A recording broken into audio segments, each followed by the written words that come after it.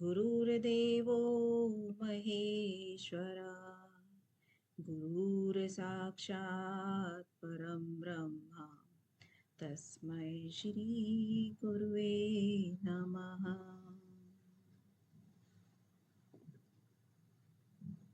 तो शुरू करते हैं। हमने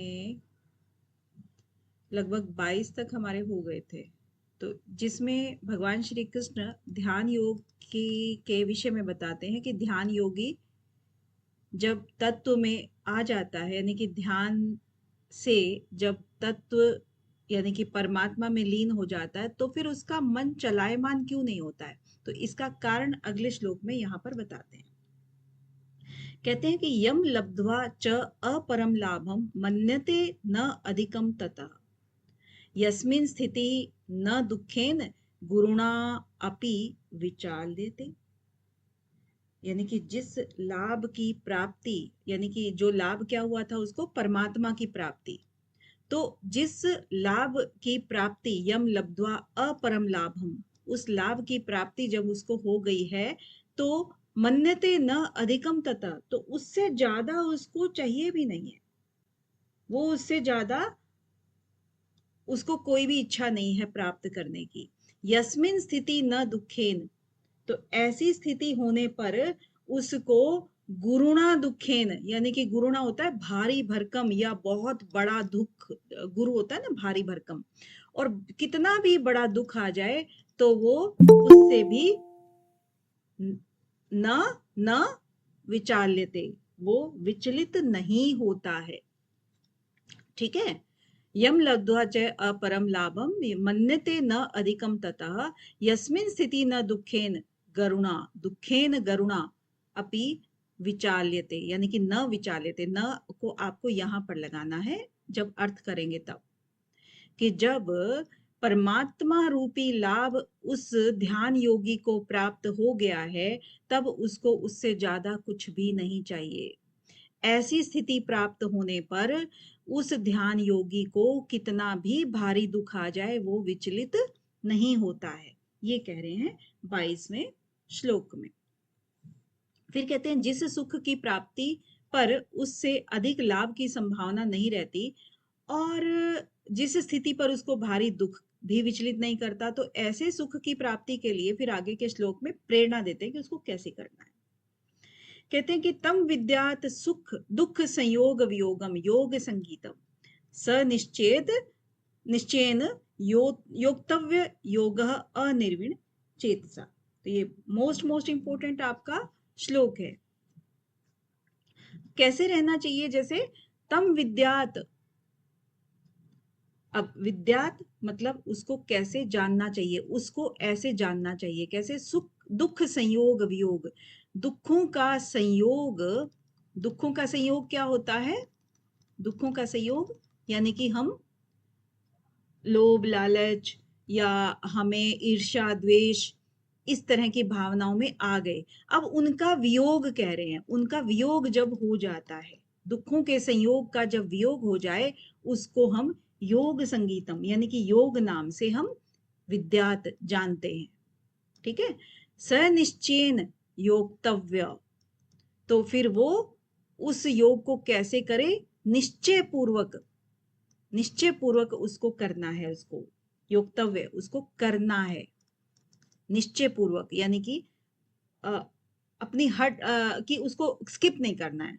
ठीक है, करना ही करना है निश्चय पूर्वक। योग अनिर्विण चेतसा, तो योग मतलब ध्यान योग की बात कर रहे हैं, उस योगी को अनिर्विण चेतसा यानी कि उकताए बिना करना है अपना मन। चेतसा, चेतन क्या होता है, चेतन मन, मन ही सोचता है ना, मनों में विचार आते हैं, तो उस मन यानी कि आपके मन को बिना भटकाए हुए करना है, ना ही उकताना है कि ओ मैंने बहुत कर लिया अब और नहीं होगा, उकताना नहीं है, उसको बड़े ही निश्चय के साथ में करना है कि नहीं मुझे करना है। ठीक है। अब कहते हैं कि पूर्व श्लोक में पूर्वार्ध में भगवान ने जिस योग यानी साध्य रूप समता का वर्णन किया था, उसी योग की प्राप्ति के लिए अब आगे के श्लोक में निर्गुण निराकार के ध्यान का प्रकरण आरंभ करते हैं। कहते हैं कि संकल्प प्रभवान कामान त्यक्त्वा सर्वान अशेषतः मनसा एव इंद्रियग्रामं विनिम्य समन्ततः समन्ततः कि संकल्प प्रभवान,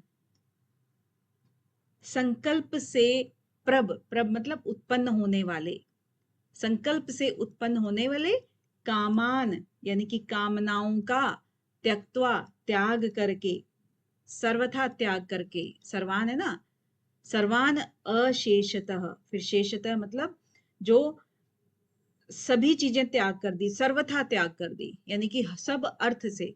एक होता है ना सर्वत्र और एक होता है सर्वर्थ, सर्वथा, सर्व अर्थ, सभी अर्थ। आप इनको तोड़ तोड़ के देखोगे तो आपको मीनिंग क्लियर होंगे। यानी कि जितने अर्थ निकलते हैं, जितने तरफ की दिशाएं होती हैं, यानी कि हर ओर से, इसका एक अगर हम कॉमन भाषा में ले, सामान्य भाषा में, तो हर ओर से कोई भी दिशा हमें छोड़नी नहीं है। उससे कोई भी चीज, संकल्प से जो जन्मी हुई कामनाएं हैं, उस सभी का सभी अर्थ से त्याग करना है। मनसा एव इंद्रिय ग्रामम, मनसा मतलब मन से, और इंद्रिय ग्रामम मतलब इंद्रिय समूह, ग्राम होता है ना समूह, इंद्रियों के समूह से, यानी कि सभी ओर से इनको विनियम्य, इनको हटाना है। और समन्ततः क्या है कि सभी ओर से, सम अंततः मतलब सभी जितनी भी तरफ ये फैली हुई है वही वाली।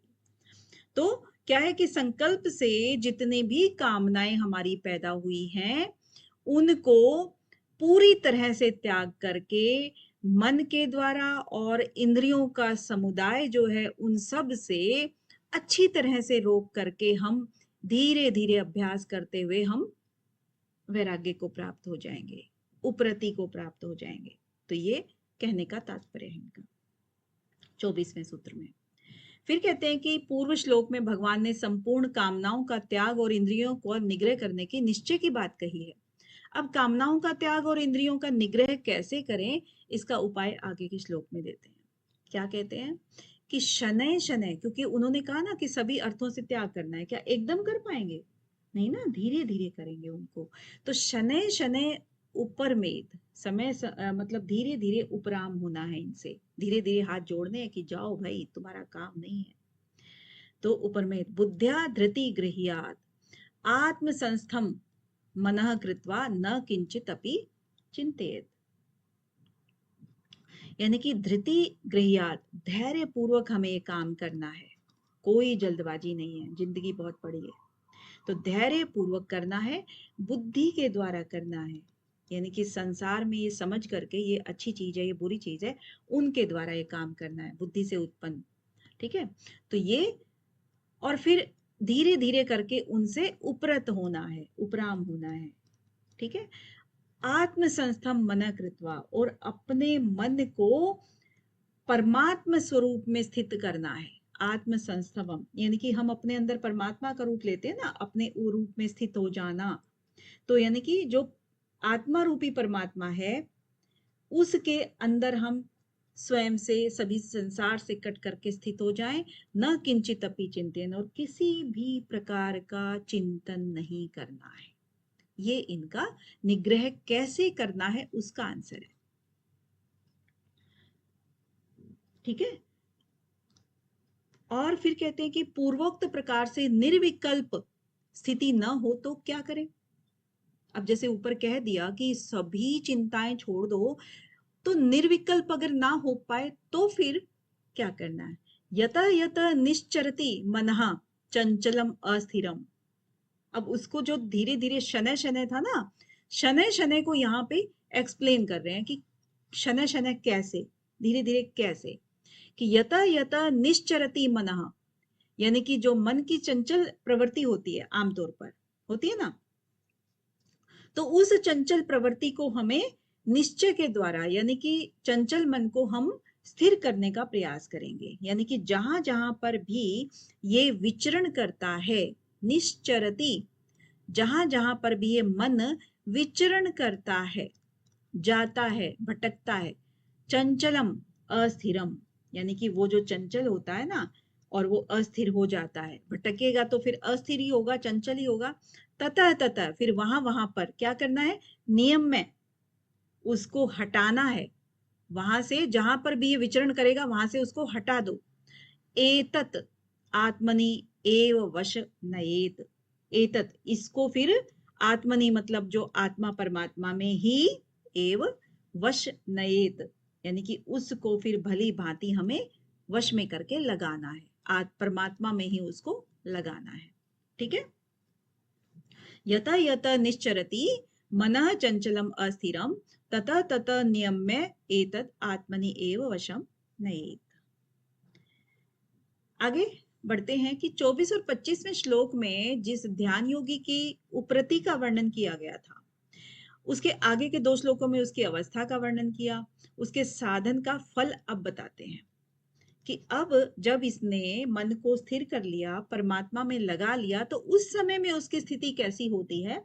ये कह रहे हैं कि प्रशांतम मनसम ही एनन योगिनम सुखम उत्तमम उपैति शांत रजसम ब्रह्मभूतम अकल्मषः।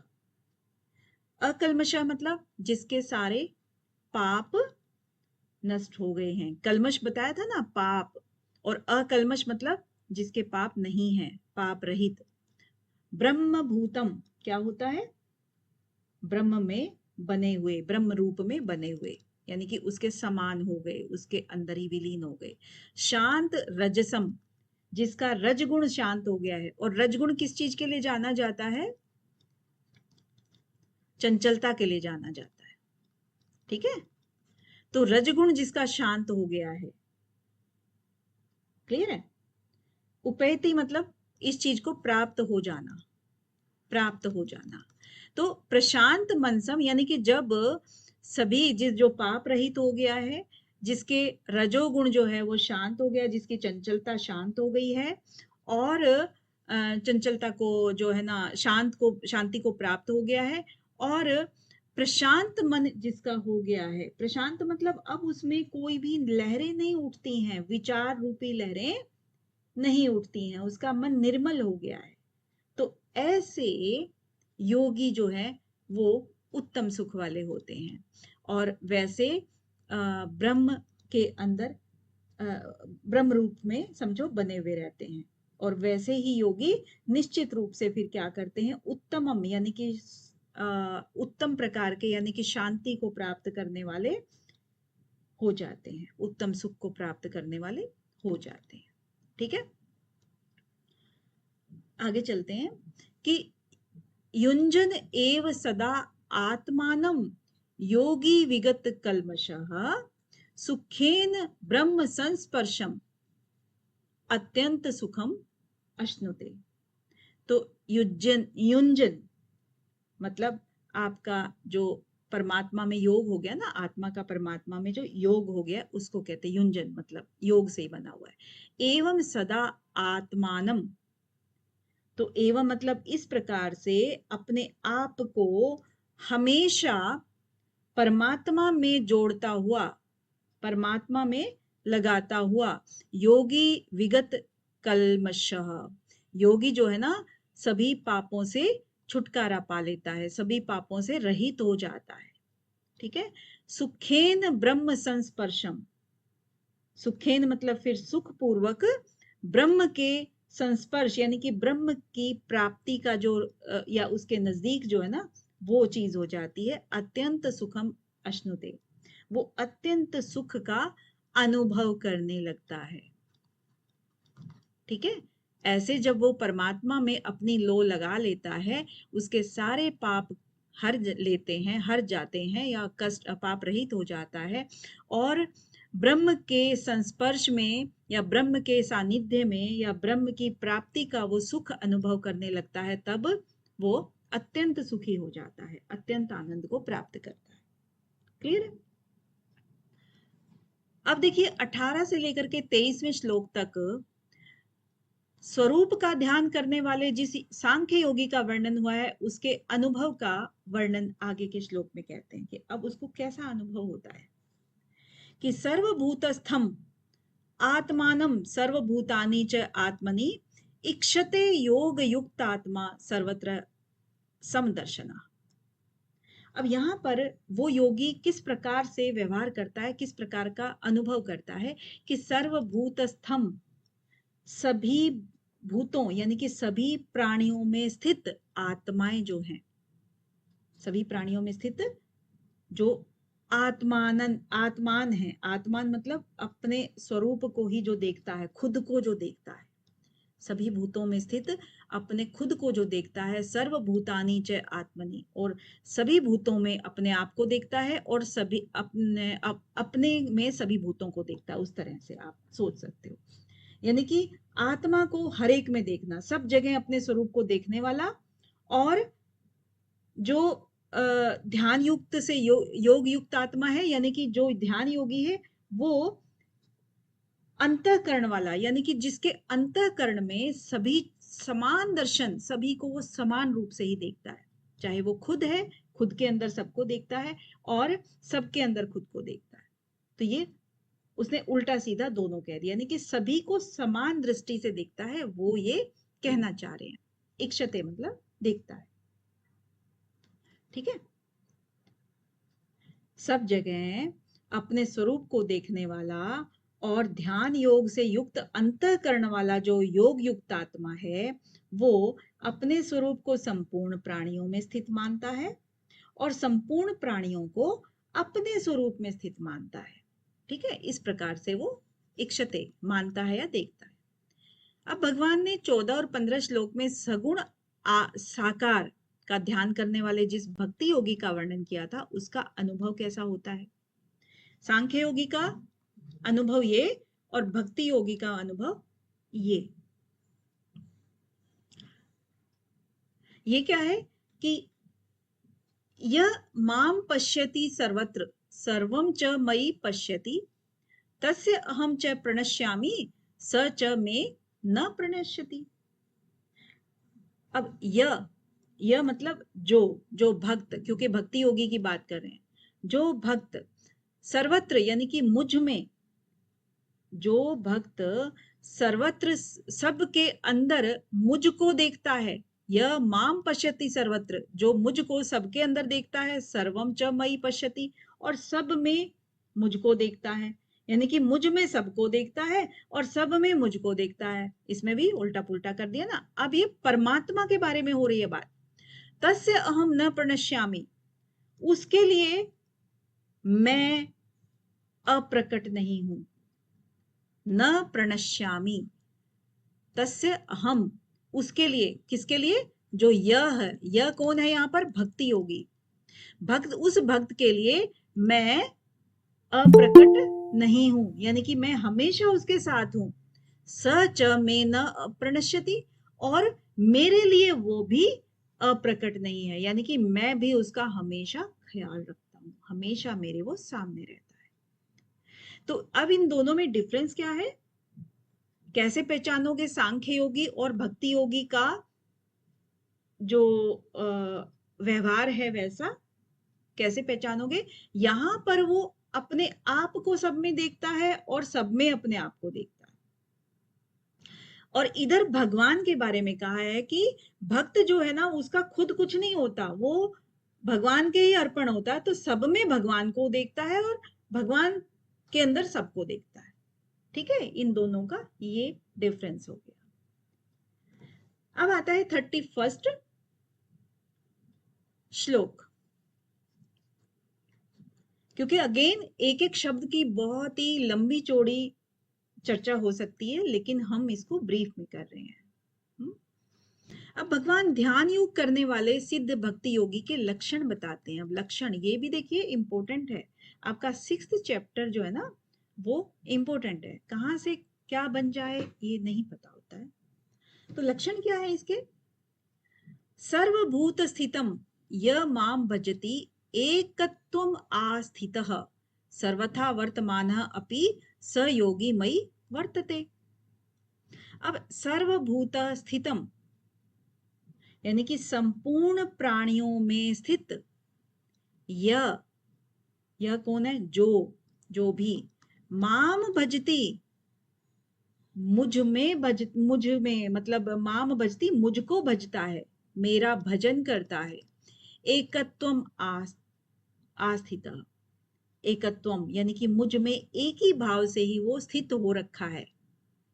ठीक है, यानी कि किसका बता रहे हैं, ये भक्ति योगी का लक्षण बता रहे हैं, जिस जो भक्त है उसका लक्षण बता रहे हैं कि सर्वभूत स्थितम, सभी संपूर्ण प्राणियों में स्थित ये जो मुझे एक ही भाव से, एक ही भाव से स्थित हुआ जो मेरा ही भजन करता रहता है, सर्वथा वर्तमान अपि, सब कुछ, सर्वथा का मतलब है सब कुछ, सभी अर्थों के साथ में सब कुछ वर्तमान है, मतलब वो उस तरह से बरतता है, मतलब व्यवहार करता है।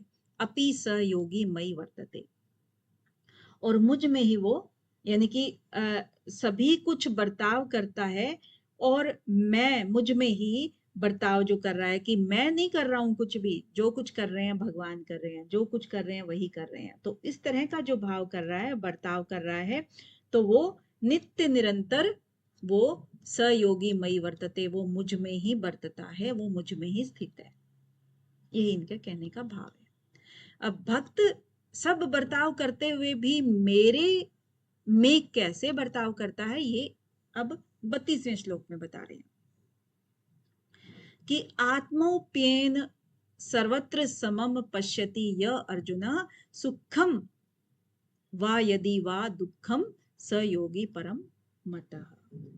मतलब हे अर्जुन, अर्जुन को बोल रहे हैं, हे अर्जुन, जो भक्त, य मतलब जो भी भक्त, भक्त की बात कर रहे हैं ना, आत्मपेन यानी कि अपने शरीर की उपमा जो होती है, यानी कि जो उनका शरीर है, वो अपने शरीर की उपमा सर्वत्र, सब जगह समम पश्यति, वो सब जगह मुझ में ही देखता है, यानी कि उस जो सारे भूत है, उनके शरीरों में सब जगह मुझको ही देखता है कि इसमें भी भगवान का वास है, इसमें भी भगवान का वास है। तो वो जो भी ऐसा देखता है, सुखम वा यदि वा दुखम, अब सुखम वा यानी कि सुख अथवा दुख को, यानी कि वो समान ही देखता है फिर, यानी कि उसके लिए सुख और दुख सब के सब समान ही होते हैं, क्योंकि सब जगह भगवान है। अगर उसने ऐसा मान लिया तो कष्ट देने वाला भी भगवान है, सुख देने वाला भी भगवान है, ये सभी जगह अगर सर्वत्र परमात्मा को देखता है तो सुख और दुख उसके लिए समान हो गए। सहयोगी परम मत है, तो मेरे लिए वो परम योगी है, मेरे मत में वो परम योगी है। ठीक है, अब जिस समता प्राप्ति सांख्य योग और कर्म योग के द्वारा होती है, जिस समता की प्राप्ति सांख्य योग और कर्म योग के द्वारा होती है, उसी समता की प्राप्ति ध्यान योग के द्वारा भी होती है। इसको भगवान ने 10वें श्लोक से लेकर 29वें श्लोक तक बता दिया। अब अर्जुन ध्यान योग से प्राप्त समता को लेकर आगे के 2 श्लोक में अपनी मान्यता प्रकट कर रहे हैं। तो अर्जुन उवाच, अब अर्जुन कुछ पूछेंगे भगवान श्री कृष्ण से। क्या पूछते हैं, देखिए कि यह अयम योगः त्वया प्रोक्तः साम्येन मधुसूदनः एतस्य अहम न पश्यामि चंचलत्वात् स्थितिम स्थिराम।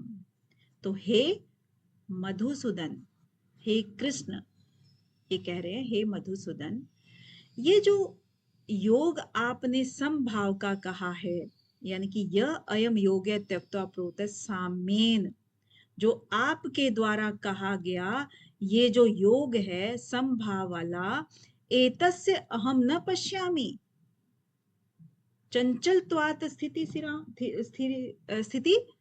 स्थिराम। तो मैं इस जो चंचल मन होता है, मैं इस चीज को नहीं देख रहा हूं, या मैं इस चीज को कैसे देखूंगा, कि कैसे देखता हूं, चंचलत्वात् स्थिति, ये जो इसकी नित्य स्थिति है, ये चीज मैं इसको नहीं देख रहा हूं, ये जो चंचल होने के कारण, क्योंकि मेरा मन अभी चंचल है, पूरी तरह से इस चीज को पकड़ नहीं पा रहा है। कि कह रहा है कि हे मधुसूदन, अपने समता पूर्वक जो भी ये योग कहा, और जो चंचलता के कारण मैं इस योग की स्थिति को ठीक से समझ नहीं पा रहा हूं, ठीक से देख नहीं पा रहा हूं। ठीक है, ये अर्जुन का क्वेश्चन है। तो जिस चंचलता के कारण अर्जुन अपने मन की दृढ़ स्थिति को नहीं देखते, उसी चंचलता का वर्णन आगे के श्लोक में उदाहरण सहित वर्णन करते हैं। क्योंकि अभी इन्होंने आधी बात की है, आधी बात यहाँ पे करेंगे। चंचलम ही मनः कृष्ण प्रमाथि बलवत दृढ़म तस्य अहम निग्रहम मन्ये वायो इव सुदुष्करम। कारण क्या है? ही का मतलब है कारण। जो उसने क्वेश्चन ऊपर पूछा उसका कारण है कि चंचल मनः, ये जो मन है ये बड़ा ही चंचल होता है। प्रमाथि, प्रमथन आपका पहले आया है, प्रमथन नाम सुना है गीता जी? जी मैम। कहां पर सुना है? मैम ये थर्ड चैप्टर में फोर्थ मैम, प्रमार्थिनी इंद्रियाणि प्रमार्थिनी मैम, अध्याय में है मैम। यस, क्योंकि इंद्रियों का जो स्वभाव है वो प्रमथन वाला होता है, प्रमथनशील होता है। ठीक है, तो ये यही कह रहे हैं कि मन जो चंचल होता है वो क्या होता है? प्रमथन स्वभाव वाला होता है। बलवत दृढ़म, और बलवत और भी बलवान भी होता है और जिद्दी भी होता है, दृढ़ भी होता है। क्योंकि मन ऐसा ही है, कितना भी आप रोको उसको फिर वो भाग जाता है, इतना चंचल मन होता है। तस्य अहम निग्रहम, और उसको रोकना कितना मुश्किल काम है। तस्य अहम निग्रहम मन्ये वायु इव सुदुष्कृतम, जैसे कि इसको रोकना कितना मुश्किल है, जैसे हम वायु को वश में करना चाहते हो।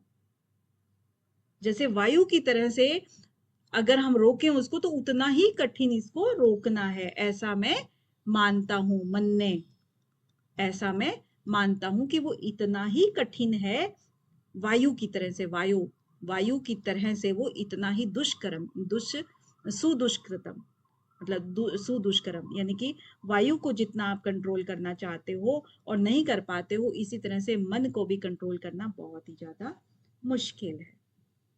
ठीक है, चंचलम ही मना कृष्ण प्रमाथि बलवत दृढ़म तस्य अहम निग्रहम मन्ये वायो इव सुदुष्करम। ठीक है, वायु का एग्जाम्पल दे करके उन्होंने मन की चंचलता का उन्होंने एग्जाम्पल दिया और उनको कंट्रोल करने का वायु से कंपेयर किया है। नेक्स्ट है, अब आगे के श्लोक में भगवान अर्जुन की मान्यता का अनुमोदन करते हुए मन के निग्रह का उपाय बताते हैं। अर्जुन की मान्यता ऊपर क्या थी उसकी बात सुनी उन्होंने और उसका अनुमोदन भी किया।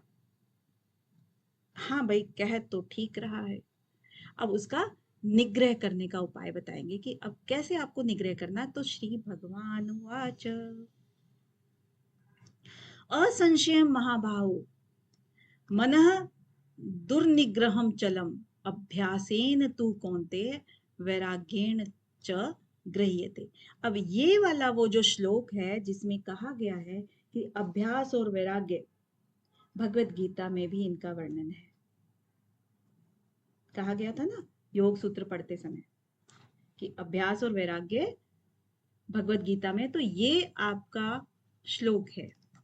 कहीं पर भी आप जब नोट्स बना रहे हो तो इसको आप नोट डाउन कर लेना। असंशय महाबाहो, हे महाबाहो, हे अर्जुन, हे महाबली, ये निसंदेह, यानी कि संशय होता है संदेह करना, और असंशय मतलब निसंदेह, यानी कि आप सच कह रहे हो कि मन दुर्निग्रह, मन को निग्रह करना यानी वश में करना दुर्गम है, यानी कि आसान नहीं है, ये बहुत चंचल है।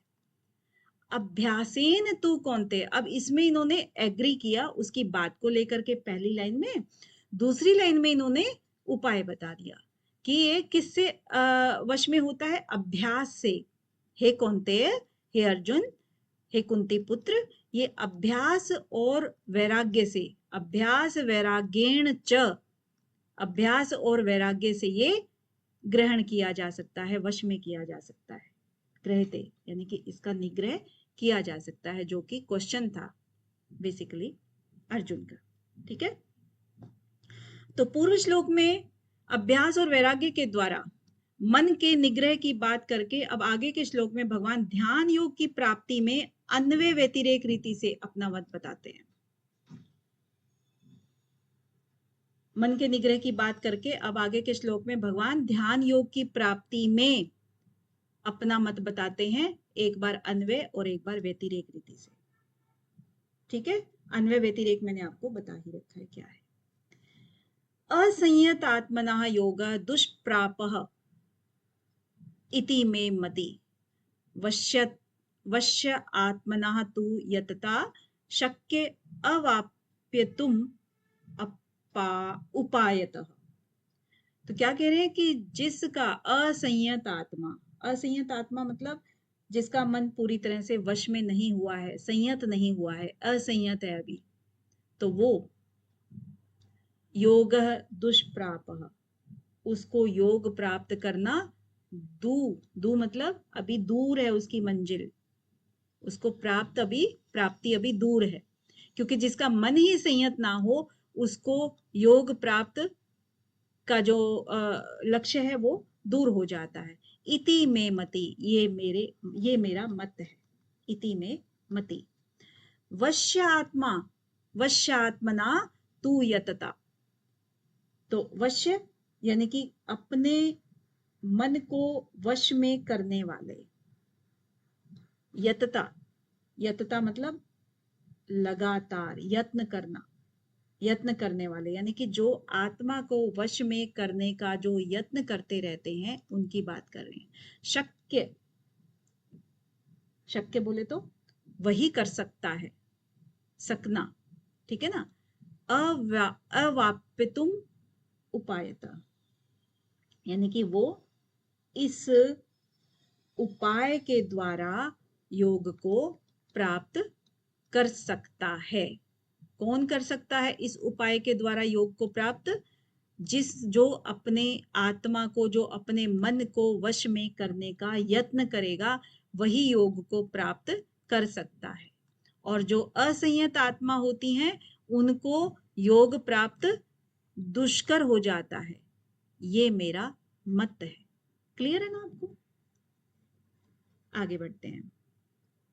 तो पूर्व श्लोक में भगवान ने कहा कि जिसका अंतःकरण पूरी तरह से वश में नहीं हुआ है और जो शिथिल प्रयत्न वाला है, यानी कि उसके जो प्रयत्न है ना बहुत ज्यादा शिथिल हैं, उसको योग की प्राप्ति में कठिनता आती है।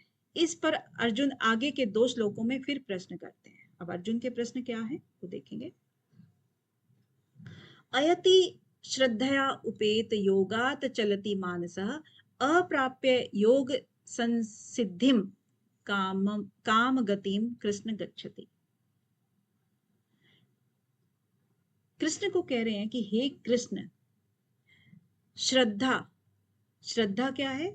जो जिसकी किसी भी काम में जो श्रद्धा होती है, यानी कि उसके अंदर जो आदर भाव होता है उसकी, और जो अयति मतलब जिसकी भी श्रद्धा कह सकते हैं, जिसकी, है ना, अयम अयति ऐसे जो होता है ना, जिसकी भी श्रद्धा उपेत मतलब जिसका प्रयत्न भी शिथिल हो गया। अयति मतलब इसमें जो दिया हुआ है कि जिसका प्रयत्न शिथिल हो गया है, जिसकी साधन में श्रद्धा है और जिसका प्रयत्न शिथिल हो गया है। योगात चलति मानसा, यानी कि जो योग में श्रद्धा रखता है किंतु वो चंचल नहीं, मतलब जो चंचल है, मतलब जो संयमी नहीं हुआ है अभी, उसकी बात कर रहे हैं। यानी कि जिसकी योग में श्रद्धा तो है लेकिन वो अभी तक उसने अपने मन को साधा नहीं है, अपने प्रयत्न उसके शिथिल हैं। जिसके प्रयत्न शिथिल हैं लेकिन योग में श्रद्धा है, योगात चलति मानसा, यानी कि उसकी विचलता जो है ना, वो अगर मन उसका विचलित सा हो गया है तो अंतकाल में फिर वो योग से विचलित हो जाता है। अप्राप्य मतलब फिर वो उसको प्राप्त नहीं कर पाता है योग संसिद्धि, यानी कि वो योग की सिद्धि को फिर प्राप्त नहीं कर पाता है। काम गतिम, काम गति मतलब किस गति को फिर वो जाएगा, काम गतिम कृष्णा, किस गति को जाएगा, यानी कि उसके अंदर योग में श्रद्धा तो है, योग में श्रद्धा है, लेकिन क्या है, उसका अभी शिथिल है, प्रयत्न उसके शिथिल है, प्रयत्न नहीं कर रहा है। अयति, अयति मतलब जिसके प्रयत्न शिथिल हैं, ठीक है, वो अभी वो नहीं कर रहे हैं। तो फिर उसका अंत काल में क्या है, योग घटित नहीं होगा, यानी कि विचलित ही हो जाता है वो, उसका मन उस योग के अंत काल में, यानी कि योग को आखिरी जो एक उसकी पोजीशन होती है मोक्ष काल की, वहां तक नहीं पहुंच पाएगा। तो फिर क्या है, अप्राप्य उसकी योग सिद्धि नहीं होगी, तब उसकी गति क्या होगी, ये कृष्ण जी का सॉरी अर्जुन का क्वेश्चन है।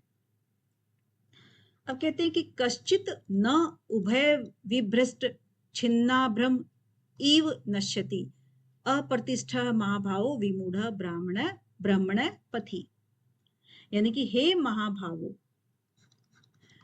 क्या वो भगवत प्राप्ति के मार्ग में मोहित और आश्रय रहित पुरुष छिन्न भिन्न बादल की तरह से दोनों ओर से भ्रष्ट होकर नष्ट तो नहीं हो जाता। अब कैसे कि महाभाव कह रहे हैं कि हे महाभाव, यानी कि हे कृष्ण, अप्रतिष्ठित, अप्रतिष्ठा मतलब संसार का जो, संसार के आश्रय से रहित ये कह रहे हैं, तो ब्रह्मण, ब्रह्म प्राप्ति के पथी मार्ग में, ब्रह्म प्राप्ति के मार्ग में वो क्या हो जाएगा, विमूढ़ा, विमूढ़ा मतलब वो मोहित हो जाएगा, यानी कि वो फिर से संसार सागर में फंस जाएगा, विचलित हो जाएगा ना योग से। तब तो उभय भ्रष्ट, यानी कि जो दोनों ओर से भ्रष्ट हो गया, अब योग के अंदर उसकी क्या थी, निष्ठा भी थी, श्रद्धा भी थी, लेकिन क्योंकि उसने प्रयास नहीं किया, यत्न नहीं किया, तो वो क्या, वो संसार के रास्ते में, यानी कि इन दोनों तरफ से हो गया ना, तो वो दोनों तरफ से ही भ्रष्ट साधक छिन्न भिन्न बादल की तरह से नष्ट तो नहीं हो जाएगा कि ना इधर का रहा ना उधर का रहा, कि उभय भ्रष्ट वो दोनों का हो गया, छिन्न भ्रम क्या वो छिन्न भिन्न हो जाएगा, इव नश्यति क्या वो नष्ट हो जाएगा, ठीक है। कश्चित न उभय उभय उभय विभ्रष्ट छन्न भ्रम इव नश्यति अप्रतिष्ठ महाभाव विमूढ़ ब्रह्मण पथि, तो जो अप्रतिष्ठ है ब्रह्म में, वो क्या दोनों मार्गों में फंस करके छिन्न भिन्न होकर के नष्ट तो नहीं हो जाएगा, ये इनका कृष्ण जी का क्वेश्चन है। तो क्लियर है या फिर से बताना है?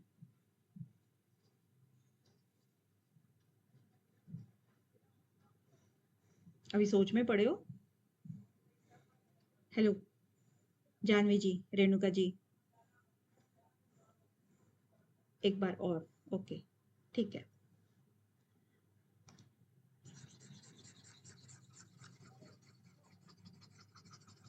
अभी देखिए कृष्ण जी का को अर्जुन प्रश्न करते हैं कि कभी कभी सिचुएशन ऐसी होती है कि वो मन को निग्रह नहीं कर पाते हैं और योग में जाना भी चाहते हैं, तो उस समय में स्थिति कैसी होती है उस बारे में बता रहे हैं, ऊपर वाले में भी 37 वाले में भी और आगे 38 में, और आप उसको वो आगे एक्सप्लेन करते हैं। कश्चित न उभयवी भ्रष्ट छिन्ना भ्रम इव नश्यति अप्रतिष्ठा महाभाव विमूढ़ भ्रमण पथि।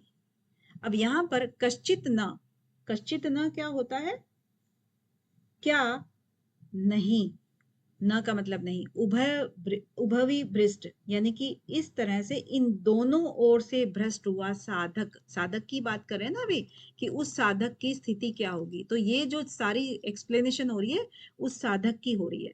तो वो साधक क्या दोनों तरफ से फंस करके, दोनों ओर से भ्रष्ट हो करके छिन्ना भ्रम, छिन्न भिन्न बादल की तरह, आभ्रम आभ्र आभ्र होता है बादल, और छिन्न यानी कि बादल जो है ना वो छिन्न भिन्न हो जाते हैं ना, जो छितर जाते हैं, तो फिर उनका प्रभाव नहीं रहता है बरसने का, फिर वो समझो खत्म। तो बादलों की तरह से छिन्न भिन्न होकर के वो दोनों तरफ फंसे हुए साधक की तरह से, दोनों तरफ भ्रष्ट हुए साधक की तरह से क्या वो नष्ट हो जाएंगे? किंचित न, ठीक है ना।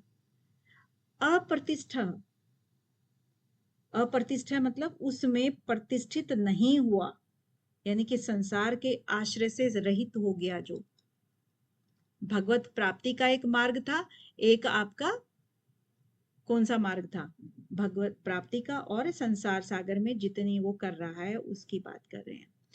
महाभाव विमूढ़ ब्रह्मण पथि, तो जो ब्रह्म के पथ से जो विमूढ़ हो गया है, भटक गया है, ठीक है, जो मोहित हो गया है या जो विचलित हो गया है, मोहित यानी कि मोह में पड़ के विचलित ही हो जाते हैं ना, कि सही गलत का रास्ता नहीं पता होता है उसको। तो जो ब्रह्मपति, जो ब्राह्मण, हाँ अब रंजना जी को समझ आ गया। तो भगवत प्राप्ति के मार्ग में जो मोहित हो गया, यानी कि पथ भ्रष्ट हो गया और आश्रय रहित हो गया, क्योंकि पथ भ्रष्ट हो गया तो ना वो ब्रह्म का हुआ ना वो संसार का हुआ। फिर छिन्न भिन्न बादल की तरह से दोनों ओर से जब वो धक्के खाता है तो फिर क्या वो नष्ट तो नहीं हो जाएगा? ये प्रश्न है। रेणुका जी क्लियर हुआ?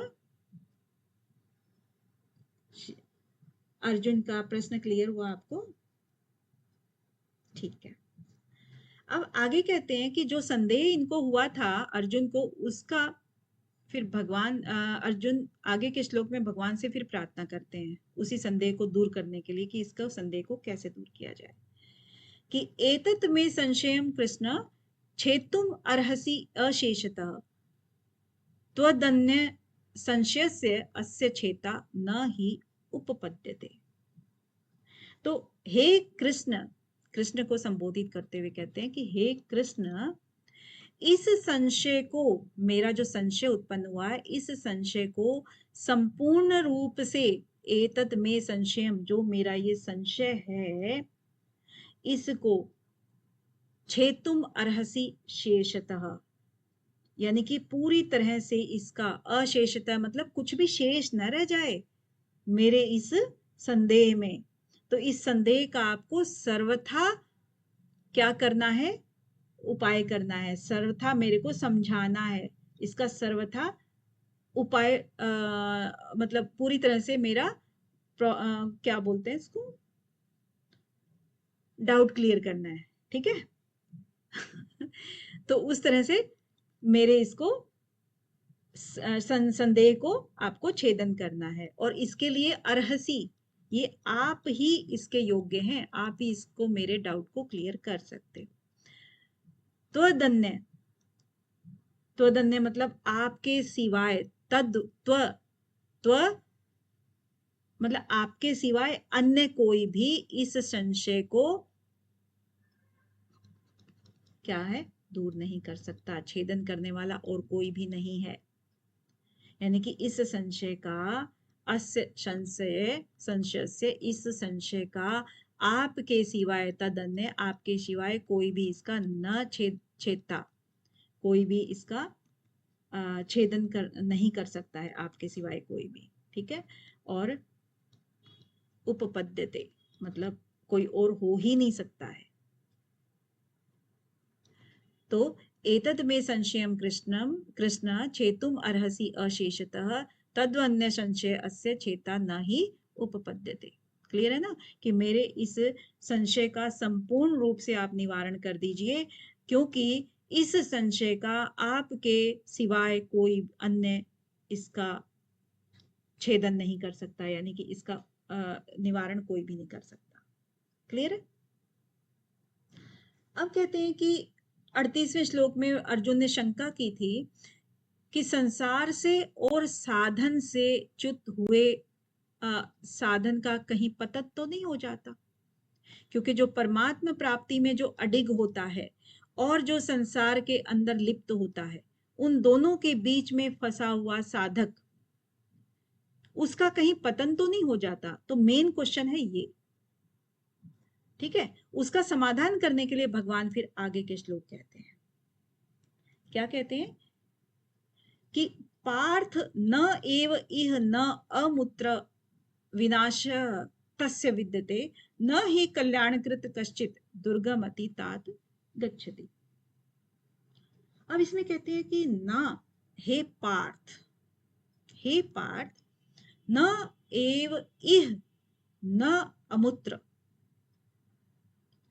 न एव इह यानी कि न तो इस लोक में, न अमुत्र, न परलोक में। तो लोक और परलोक दोनों की बात कर दी है, ना तो इस लोक में ना ही परलोक में। विनाश तस्य विद्यते, उसका विनाश होता है। विनाश तस्य विद्यते, तो उसका विनाश यानी कि उस पुरुष का ना तो इस लोक में नाश होता है ना ही परलोक में नाश होता है, क्योंकि ना लिखा है ना, ना तो इस लोक में ना ही परलोक में। विनाश तस्य, उसका विनाश नहीं होता है। न ही कल्याणकृत कश्चित दुर्गम तात गच्छति, और अपने उद्धार के लिए जो भी काम करता है कल्याण के लिए, न ही कल्याणकृत यानी कि वो कल्याणकारी कार्य करने वाला है, क्योंकि वो न ही, हाँ मतलब क्योंकि वो क्या है, कल्याणकारी काम करने वाला कोई भी मनुष्य जो होगा ना, कश्चित दुर्गम तात, तात मतलब उस अर्जुन को ही कह रहे हैं कि वो उसको नहीं जाता है, दुर्गम गति को नहीं जाता है। अब बेसिकली क्या था इसका, क्योंकि वो योग में बिलीव कर रहा है, साधक ब्रह्म में बिलीव कर रहा है, ब्रह्म में लगना चाह रहा है, लेकिन क्या है कि पूरी तरह से अपने मन को एकाग्र नहीं कर रहा है, कर रहा है तो वो लगातार नहीं कर रहा है। तो क्या ऐसा मनुष्य नष्ट भ्रष्ट हो जाता है? उसमें कहते हैं कि ना तो वो इस लोक में ना ही परलोक में उसका नाश होता है, क्योंकि कल्याण के लिए जो भी कार्य करता है वो दुर्गति को प्राप्त नहीं होता है। क्लियर है? अब आगे बढ़ते हैं कि पूर्व श्लोक में भगवान ने अर्जुन को आश्वासन दिया कि किसी भी साधक का पतन नहीं होता और वो दुर्गति में नहीं जाता। अब भगवान अर्जुन द्वारा 37वें श्लोक में किए गए प्रश्न के अनुसार योग भ्रष्ट की गति का वर्णन करते हैं। योग भ्रष्ट की गति का वर्णन क्या कहते हैं? प्राप्य पुण्य कृताम लोकान उषित्वा शाश्वती समा शुचि नाम श्रीमताम गेहे योग भ्रष्ट अभिजायते। तो योग भ्रष्ट आपको पता ही है किसको कहते हैं? योग भ्रष्ट मतलब जो योग में भ्रष्ट हो गया हो। पुण्य कृताम, पुण्य कर्म करने वाले, पुण्य कृताम जो पुण्य कर्म करने वाले होते हैं। लोकान इस लोक में, उषिता मतलब रह करके, उषिता मतलब वहां पर रह करके। और क्या हुआ कि वो जो योग भ्रष्ट हैं, क्योंकि इन्होंने प्रश्न क्या पूछा था? योग भ्रष्ट का पूछा था, योग भ्रष्ट की गति का पूछा था। तो जो योग भ्रष्ट हैं वो किसमें? लोकों में, यानी कि जिसने जैसा भी कर्म किया होगा, थोड़ा, थोड़े से ज्यादा, उससे ज्यादा, उससे ज्यादा, तो उसके लिए लोक डिसाइडेड है कि किस लोक में जाएगा। तो उस लोक में योग भ्रष्ट जो होता है ना, पुण्य कर्म के हिसाब से, जैसे उसने पुण्य कर्म किए होंगे उसी के हिसाब से उन लोगों को प्राप्त हो करके शाश्वती समा, फिर वहां पर बहुत समय तक रहते हैं वो, यानी कि जितना समय उनको रहना है, उनके लिए निर्धारित हुआ है, उतने समय में शाश्वती समा, बहुत समय तक वहां पर रह करके, बहुत वर्षों तक निवास करके, शुचि नाम श्रीमताम, शुचि नाम मतलब फिर शुद्ध होकर के, ममता रहित होकर के, श्रीमानों के, यानी कि जब वो ऐसे होते हैं ना, फिर आगे, क्योंकि अब ये क्या है, उनको लोक डिवाइड हो गए, लोक उनको मतलब अलॉट हो गए, और अलॉट होने के बाद जब उनको बहुत सालों तक रह गए, फिर वापस से उनको इस धरती पे आना है। तो फिर वो, क्योंकि वो क्या है, योग भ्रष्ट, योग भ्रष्ट का मतलब इसमें गलत सेंस नहीं है, योग में भ्रष्ट हुआ, इसका मतलब है योग के रास्ते पे तो था।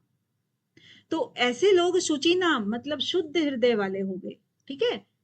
और श्रीमताम यानी कि श्रीमानों के घर में, गेहे, गेहे मतलब श्रीमानों के घर में, यानी कि अच्छे घरों में, कहने का मतलब ये धार्मिक और अच्छे घरों में वो अभिजायते, वो जन्म लेते हैं।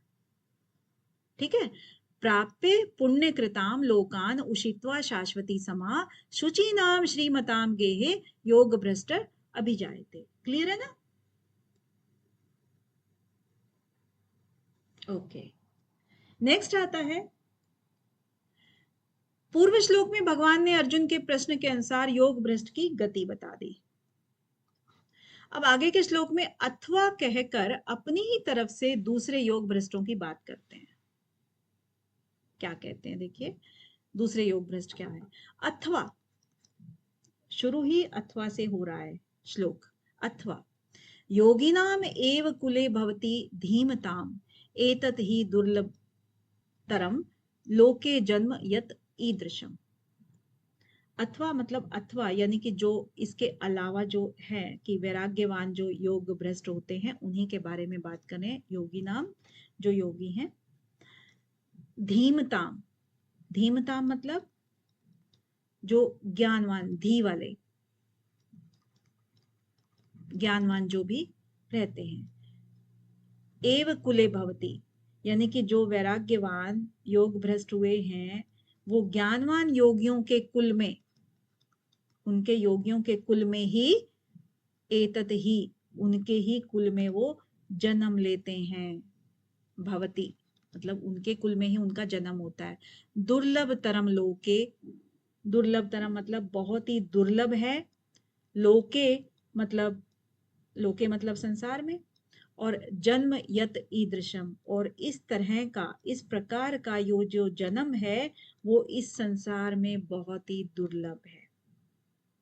यानी कि कुछ योग भ्रष्ट ऐसे होते हैं जो कि अपना लोक परलोक में जो उनका लोक जाना होता है उसमें जा करके बहुत सालों तक रह करके फिर वो अच्छे घरों में जन्म लेते हैं, और उनमें से कुछ और भी अच्छे यानी कि ज्ञानवान योगियों के घर में ही जन्म ले लेते हैं। ये कह रहे हैं 42वें श्लोक में। फिर है आगे, तो पूर्व श्लोक में भगवान ने वैराग्यवान योग भ्रष्ट का तत्वज्ञ ऋषियों के या योगियों के कुल में जन्म होना बताया। अब वहां जन्म होने के बाद क्या होता है ये आगे के श्लोक में अभी बताते हैं। कितने श्लोक रह गए? 47। आज करें या बाद में करें? बाद में। ओके, बाकी सबका क्या ख्याल है? यस मैम, कल करते हैं। ठीक है, तो कल कर लेंगे, और हो सकता है फिर नेक्स्ट चैप्टर से स्टार्ट कर लें। हाँ,